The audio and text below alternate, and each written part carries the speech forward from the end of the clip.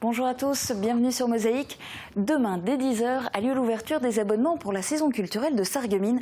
Pensez à réserver vos places sur internet www.sarreguemines.fr ou à l'hôtel de ville. Comme chaque année, certains spectacles afficheront sans aucun doute complet dès le premier jour. À la une de l'actualité aujourd'hui sur Mosaïque, une triple inauguration à Calouse. Le village a inauguré vendredi soir ses ateliers municipaux flambant neufs, accolés à la nouvelle caserne des sapeurs-pompiers. Dans le même bâtiment se trouve aussi un local associatif. Un coupé de ruban, c'est toujours un moment de fête. À Calouse, c'était aussi un ouf de soulagement. Cela clôt un chantier qui a connu de multiples complications. On y revient en détail dans un instant dans le JT. Autre thème de l'émission d'aujourd'hui, voici le sommaire complet. Avec l'aglo, plus belle la vie. Sur Mosaïque, on commence la semaine avec un week-end d'exception qui s'est déroulé à Sarreguemines et dans les environs. Une triple inauguration à Calhausen après un chantier haut en rebondissement de mauvais goût. La formation transfrontalière, c'est une réalité pour 10 jeunes étudiants du lycée Henri Nominé. Un match nul, un partout à Bissheim pour le Sarreguemines Football Club. La petite histoire de la rue de la Paix à Hambach. Enfin, le menu hebdomadaire commence par des aiguillettes de poulet au lait de coco. Bonne semaine sur Mosaïque. Et commençons par prendre de la hauteur avec le concours Perche en folie. La 3e édition s'était déroulée il y a 2 ans, jour pour jour. Replay. Votre ordinateur virtuel accessible où que vous soyez, 24 heures sur 24, depuis votre PC, Mac, votre tablette ou votre smartphone. Pour les pros, la solution c'est le cloud ID Réseau. Pour la 3e année, un concours de saut à la perche était organisé en plein centre-ville. Habituellement relégués dans un coin d'un stade d'athlétisme, les perchistes tenaient cette fois-ci le premier rôle. 3 concours mixtes étaient proposés. La première barre était fixée à 1,60 m, la dernière franchie par les athlètes culminait à 4,90 m. Perche en folie crée de l'animation en centre-ville. De nombreux passants ont découvert cette épreuve par surprise et se sont laissés prendre au jeu, assistant à l'intégralité des concours. Et la 5e édition aurait dû avoir lieu avant-hier en plein centre-ville de Sarreguemines. Elle a malheureusement été annulée pour des raisons financières. Pointés du doigt les commerçants qui n'auraient pas soutenu la manifestation. Regardons quand même vers le ciel, non pas les perchistes, mais les prévisions de Météo France pour demain. 34% des accidents du quotidien ont pour origine les loisirs et le jeu. Assurance accident de la vie, la sécurité par tous les temps.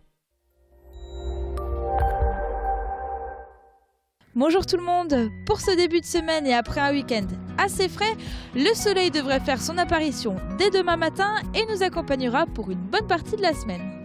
On pourra donc compter sur une remontée des températures avec de 10 à 15 degrés le matin et de 17 à 20 degrés l'après-midi. Demain, mardi 8 septembre, nous fêtons les Adriens. Le soleil se lèvera à 6h55 pour se coucher à 19h57. Et le lundi, notre rendez-vous, c'est la rue où la parole est à vous.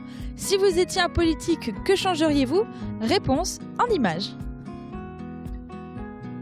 Si vous étiez une élue, que ce soit au niveau local, régional, national, qu'est-ce que vous changeriez? La propreté. Des endroits où on passe, parce que c'est du laisser aller. C'est à négliger, quoi. C'est très négligé. Hein. Alors, ce serait une première chose qui serait très importante pour moi. Je moderniserais un peu la ville. Je mettrais peut-être plus de fleurs.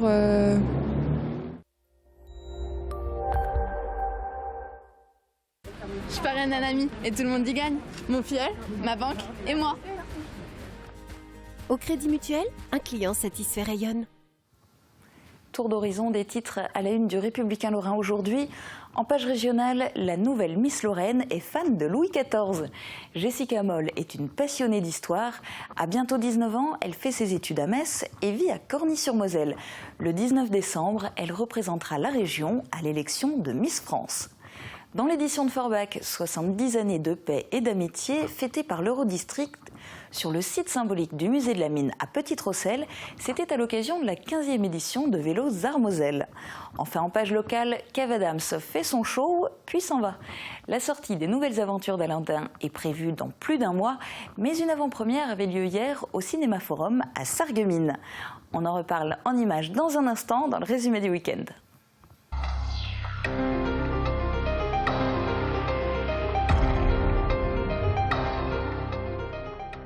Les aléas de chantier. Cette expression est un pléonasme tant c'est chose courante, mais à Calouse, cela a pris une dimension extraordinaire. L'équipe municipale n'est pas prête d'oublier les galères engendrées par la construction d'un nouveau bâtiment pour l'atelier communal, la caserne des pompiers et le local de l'association de marcheurs. L'inauguration était l'occasion de revenir sur ces nombreux déboires. Reportage. Le rouge est déjà coupé. On est au blanc et le bleu, ça y est, c'est inauguré. C'est la fin officielle d'un très long et très cher chantier. En mars 2012, les travaux démarrent. Ils vont grand train jusqu'au mois de juin. C'est à partir de ce moment-là que j'ai commencé à avoir des cheveux gris. L'entreprise de Gros Œuvres ne donne plus signe de vie. La rumeur court qu'elle est en dépôt de bilan. Le 15 juillet, nous faisons intervenir un huissier pour constater l'abandon du chantier. Nos employés sécurisent l'ouvrage car il y a des tranchées de plusieurs mètres de profondeur. Et surtout, c'est le début des vacances scolaires et il fallait éviter l'accident. Nouvelle phase d'appel d'offres et 2 entreprises, toujours locales, prennent le relais. L'une pour le terrassement, l'autre pour la maçonnerie. Mais le prix du marché s'est envolé. Les différents corps de métier se relayent, mais non sans mal.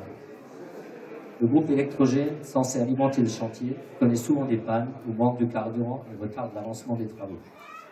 S'en sont suivies de nombreuses mésaventures avec le maître d'œuvre, la cessation d'activité de l'entreprise de TP et de l'entreprise qui devait fournir les escaliers. Le coupé de ruban, le conseil municipal n'y croyait presque plus. Ah oui, clair que c'est un soulagement. Le chantier a été plutôt très long, difficile, avec des gens pas toujours très professionnels. Donc une inauguration veut dire que c'est fini, on a terminé notre chantier et on a une belle réalisation derrière nous. Une belle réalisation qui n'aura pas coûté que des cheveux gris. Initialement prévu pour un montant de 520 000 €, ce bâtiment atteint finalement un montant total de 712 000 € hors taxes, subventionné à hauteur de 353 000 € par le département, la CASC, l'État et une subvention parlementaire. Reste que ce bâtiment n'est qu'une étape. L'origine de ce projet, déjà en 2008, ce n'était pas en soi la construction de ce nouveau bâtiment, mais la volonté de réaménager la place du village.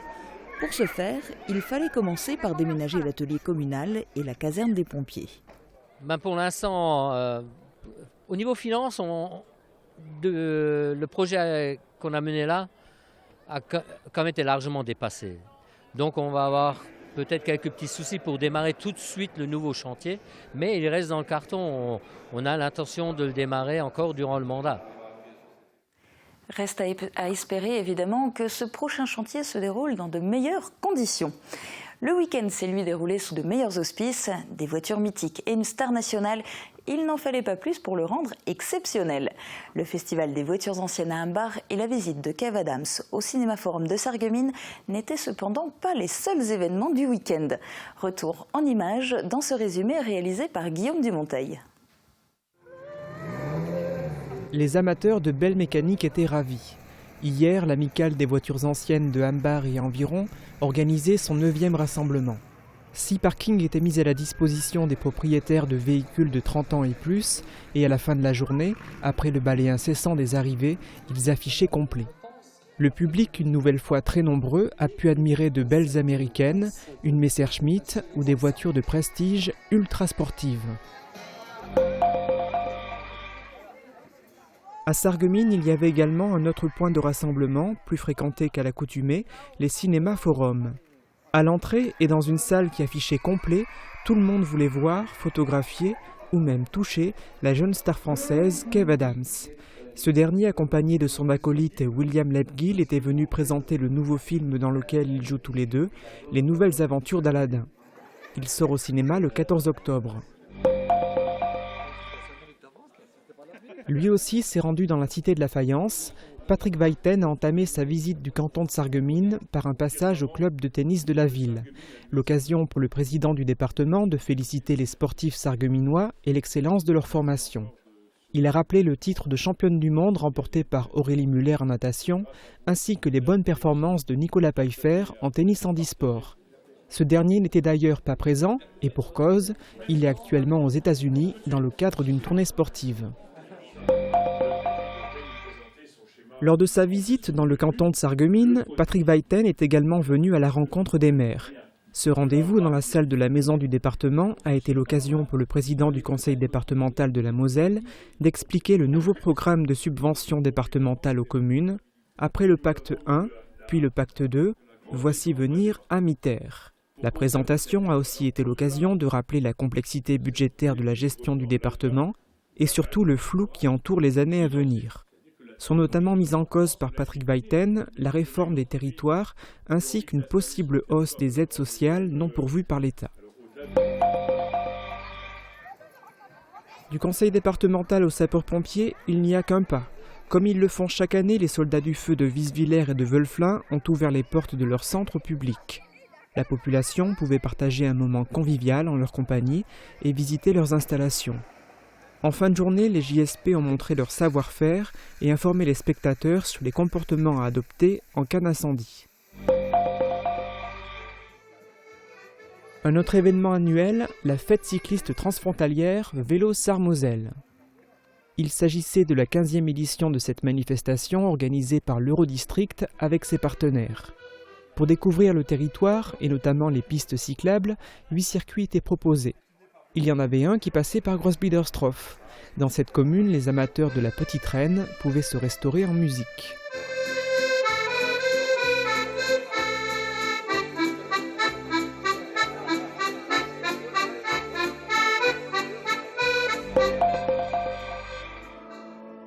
Fruits de la terre, du travail et des hommes. À Velferdin, on aime les légumes et on le leur rend bien. Certains des plus beaux spécimens ont été bénis à l'occasion de la fête de la moisson et d'une messe exceptionnelle rendue en l'église Saint-Walfried. Après cet événement solennel, les participants pouvaient se rendre à la maison de quartier pour s'amuser. Eux aussi aiment l'agriculture et plus particulièrement les lapins, les pigeons et la volaille. Le club avicole Val-de-Sarre organisait son exposition annuelle de jeunes sujets. Il y avait des bêtes d'exception avec des caractéristiques qui n'ont pas laissé insensibles les membres du jury. En témoignent les prix très bien obtenus par les plus beaux animaux. Cette manifestation était en quelque sorte un avant-goût de l'exposition européenne qui se déroulera cette année à Metz du 13 au 15 novembre. Changement radical de sujet à Sarralbe où la MJC organisait son 4e marché aux puces. Cette manifestation a concerné beaucoup de personnes parce qu'il y avait notamment près de 120 exposants. Ils profitaient de l'occasion pour essayer de donner une seconde vie à leurs objets tout en apportant de l'argent à la Maison des Jeunes et de la Culture. Cette dernière doit acheter le matériel nécessaire à la pratique des activités qu'elle propose. La MJC a concocté cette année plusieurs nouveautés pour les enfants, comme du yoga, une activité BD ou encore un atelier destiné aux personnes timides qui ne sont pas à l'aise au moment de s'exprimer en public. Pour découvrir le programme complet, vous pouvez vous rendre sur le site internet mjcsarralbe.fr. Et notez que la visite de Kev Adams à Sarreguemines et la réunion des maires du canton feront l'objet de reportages plus développés dans nos prochains JT. On est encore en période de rentrée, l'occasion de faire un focus sur la formation professionnelle sans frontières. C'est une réalité pour 10 étudiants de BTS du lycée Henri Nominé de Sarreguemines. En fin de semaine passée, la direction régionale de l'Agence pour l'emploi de Rheinland-Pfalz et de Sarre a mis à l'honneur ces jeunes pour rappeler la réalité des accords cadres portant sur la formation professionnelle transfrontalière. Jean Birkel était sur place. Ich heiße Jocelyn, ich bin 18, ich wohne in Sarreguemines und ich bin auch in Globus in Gütingen arbeiten. L'accent est à parfaire, mais le vocabulaire ne manque pas. Certains ici sont d'ailleurs totalement bilingues et parfois même ont des parents allemands. C'est la richesse d'un territoire transfrontalier qui se manifeste au bénéfice de 2 régions qui tentent à renforcer les liens par-delà une frontière, aujourd'hui toute relative. À l'intérieur de la stratégie France, nous avons un accord cadre portant sur la formation transfrontalière. C'est une base qui nous permet de concrétiser. Nous souhaitons fermement que dans les prochaines années, il y ait plus de 10 jeunes qui fassent leur formation depuis la France vers l'Allemagne, mais aussi inversement. Concrètement, ces 10 jeunes inscrits en BTS Négociation Relations Clients au lycée Henri Nominé alterneront d'une semaine à l'autre entre cours au CFA français et pratiques en entreprise allemande, en l'occurrence au sein des enseignes Möbel Martin et Globus. J'étais à la fac d'allemand à Strasbourg et au mois de mars, j'ai dit à ma mère comme quoi je ne retournerai plus en cours parce que ça ne me plaisait pas. Donc je suis allée au CIO à Sarreguemines et c'est eux qui m'ont proposé. Je me suis dit pourquoi pas, étant donné que j'ai des capacités en allemand. J'avais déjà fait un Abibac au lycée Jean de Pange il y a 2 ans et du coup je me suis dit autant essayer, je veux dire j'ai rien à perdre. Dans cette histoire j'ai tout à gagner donc vaut mieux essayer. Et puis j'ai contacté le Möbel Martin et puis ils m'ont dit qu'ils me prenaient donc voilà. Je préfère alternance parce qu'en initiale, on n'a pas les mêmes expériences qu'on peut acquérir en alternance. Et de plus, c'est une expérience de plus pour moi parce que je peux aller travailler en Allemagne, je peux améliorer ma langue et ça rapporte un diplôme en plus.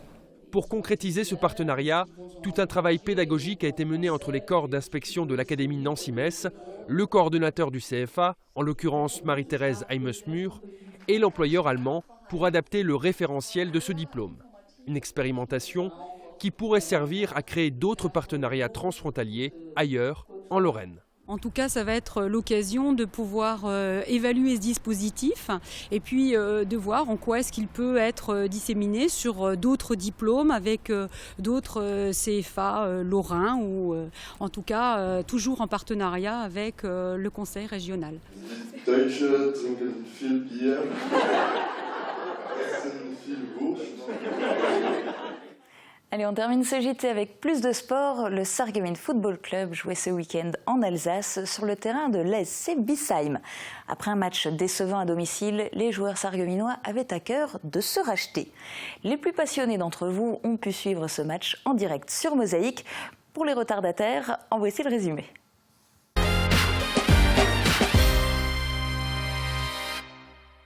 Bonsoir et bienvenue sur Mosaïque. Ce soir, vous allez pouvoir assister à la rencontre opposant l'ASC Bissheim au Sarreguemines Football Club pour le compte de la 3e journée de championnat de CFA2. C'est parti pour le Sarreguemines Football Club.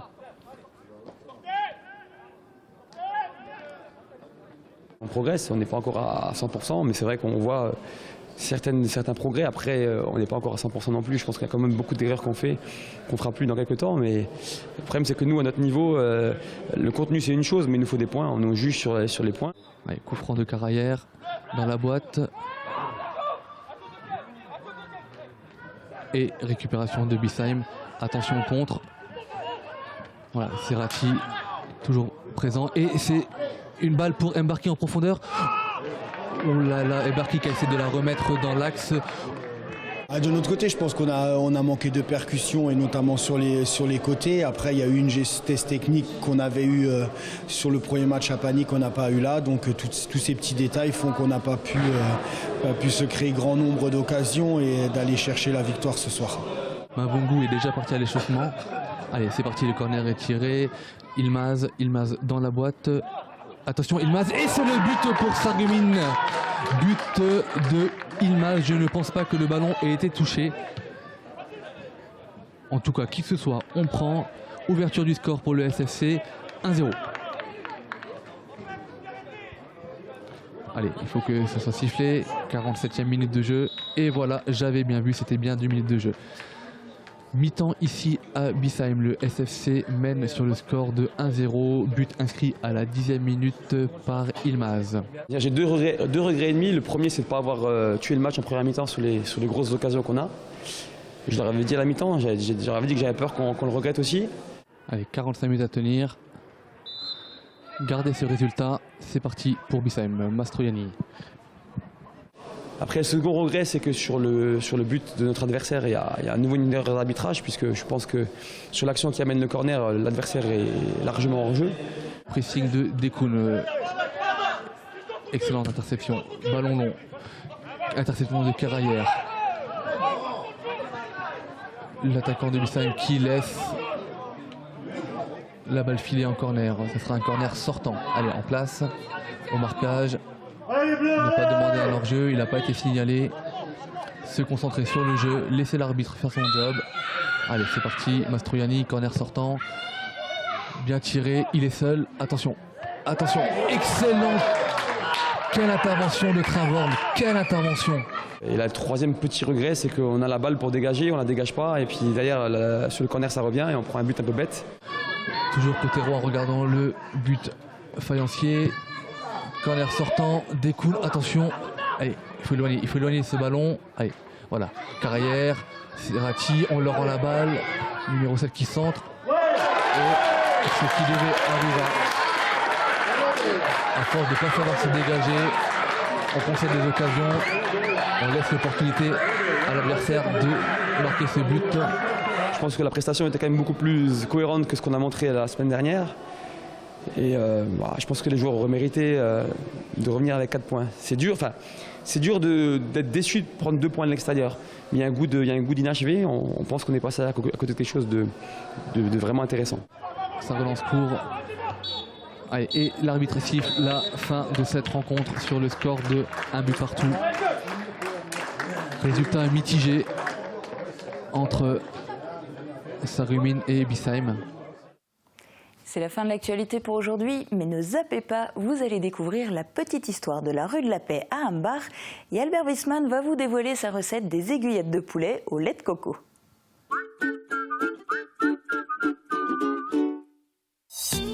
New Fitness à Sarreguemines, c'est 2000 m² de vitalité et 15 ans d'expérience à votre service.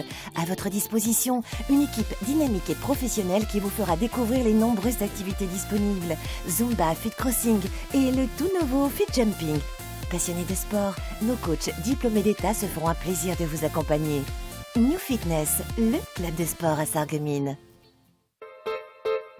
Vous l'attendiez tous? La saison culturelle de la ville de Sarreguemines redémarrera sur des chapeaux de roue dès le vendredi 2 octobre prochain. Raphaël, Isia, Ibrahima Alouf, Oxmo Puccino, Sophia Aram, Camille Chamou, Michel Bernier et bien d'autres. Tout un programme à découvrir sur www.sarreguemines.fr. Abonnement à partir du mardi 8 septembre à 10h dans le hall d'accueil de la scène de l'hôtel de ville ou directement sur le site de la ville www.sarreguemines.fr. Renseignements à l'office de tourisme Sarreguemines Confluence. 150 véhicules à votre service. AVS. Notre métier, vous accompagner.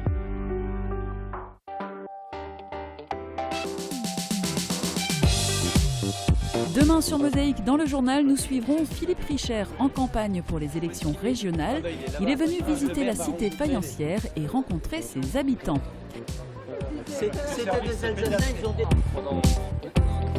Et puis dans Tendance, nous découvrirons le RCI ou Règlement de concours international, une activité canine pratiquée à Sarreguemines et qui regroupe 3 disciplines. Ce qui est gratifiant, c'est surtout ce plaisir d'être avec notre compagnon, ce plaisir que le chien il a de travailler.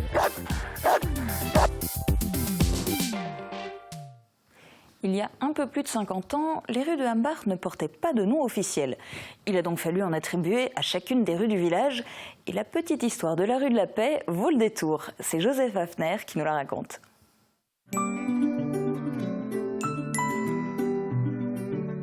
FBS, du bon temps par tous les temps.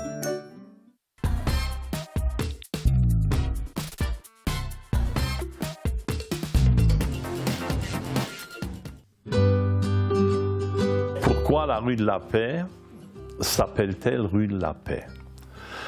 Mais avant 1958, il n'y avait pas de rue dénomination officielle et on dénommait ça d'après des termes en plate ou même. Et dans cette rue de la Paix actuelle, les gens ne s'aimaient guère, ne se parlaient pas si ce n'était pour s'invectiver. Hein. Alors, le maire de l'époque qui habitait dans cette rue, au conseil municipal, quand ils ont décidé donc, de donner d'autres dénominations officielles, eh bien, le maire a dit, pour moi, c'est du tout vu, ce sera la rue de la Paix. Et depuis ce temps-là, c'est la rue de la Paix. Mais je crois que les habitants ont changé depuis. Hein. Il n'y a plus tellement de bis.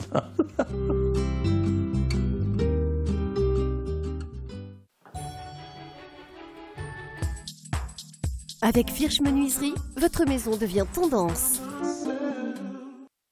Place au menu de la semaine, on retrouve en cuisine Albert Wiesmann. Dans ses plats, il associe souvent exotisme et simplicité. Voici ses aiguillettes de poulet au lait de coco. Les cuisines au meilleur prix. Aviva présente entrée plat dessert. Aviva, la cuisine qui vous va.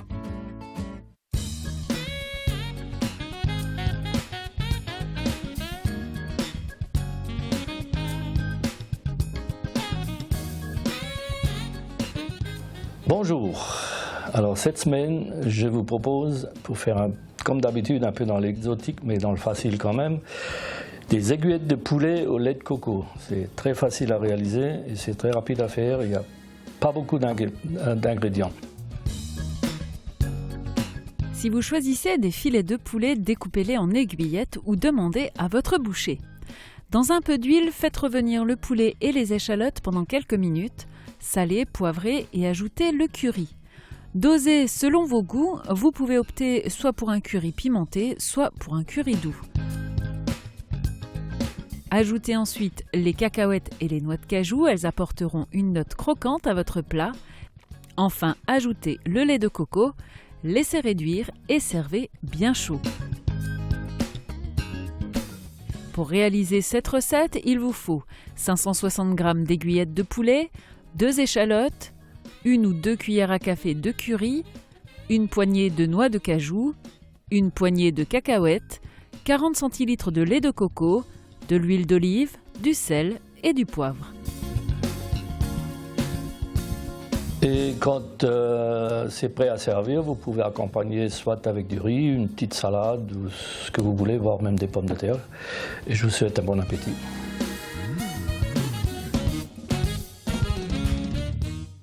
Et n'hésitez pas vous aussi à dévoiler vos recettes sur Mosaïque. Vous pouvez nous contacter au 03 87 288 600 ou par internet contact@mosaïque.tv. C'est la fin de cette émission. Demain, vous avez rendez-vous dès midi sur Mosaïque. Jean Birkel reçoit un invité particulièrement lié à l'actualité, Jean-Luc Bilitz, délégué CGT chez Smart, à propos du pacte 2020 qui prévoit d'instaurer les 39 heures de travail hebdomadaire à titre provisoire. Très bonne journée à tous, à bientôt.